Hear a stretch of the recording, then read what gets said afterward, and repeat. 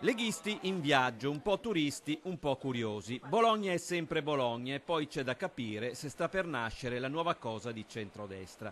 E poi si va a Bologna anche per capire se a Renzi ci sarà prima o poi un'alternativa. Vogliamo a casa l'amico Renzi. Ma se la Lega vuole mandare a casa Renzi, c'è una Bologna che non vuole la Lega in piazza e in una città pur presidiata qualche scontro c'è.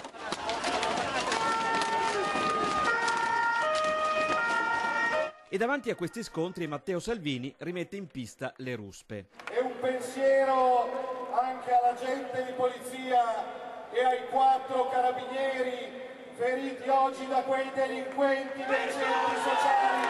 Dopo i campi rom, i centri sociali, l'Italia sarà un paese migliore.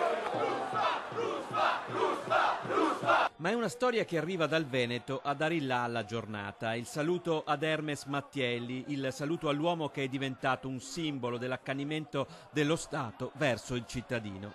Ciao Hermes, è come se tu fossi qua con noi. La giornata di Bologna è anche una sorta di primo appuntamento per un centrodestra che prova a ritrovarsi.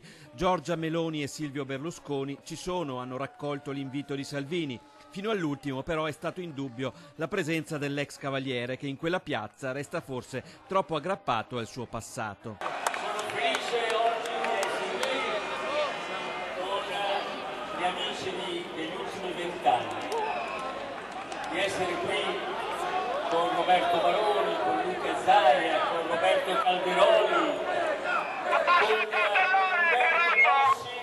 E quel passato non piace alla piazza né tantomeno a Salvini che puntualizza. Ho l'orgoglio di aver riunito in questa piazza le opposizioni per bene, ma non ci sarà nessun ritorno al passato.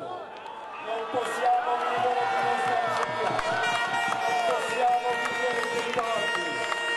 Viviamo guardando al futuro e quindi io vi posso assicurare che ad esempio un personaggio inutile e incapace come Angelino Alfano con noi non ci sarà mai. Berlusconi si dilunga, costringe Salvini ad avvicinarsi a lui per fargli capire che il tempo è scaduto.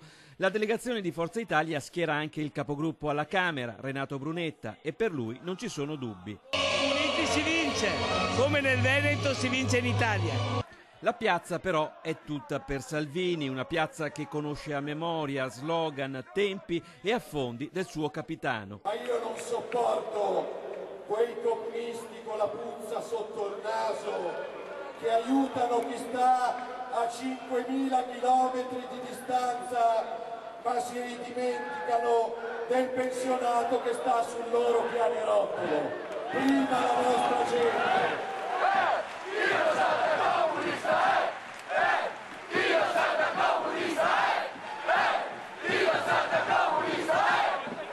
Ma è tutta da verificare nei tempi e nei modi la compatibilità tra questa Lega e quella Forza Italia che Silvio Berlusconi continua a ritenere debba andare a chiedere i voti ai moderati, appunto ai moderati.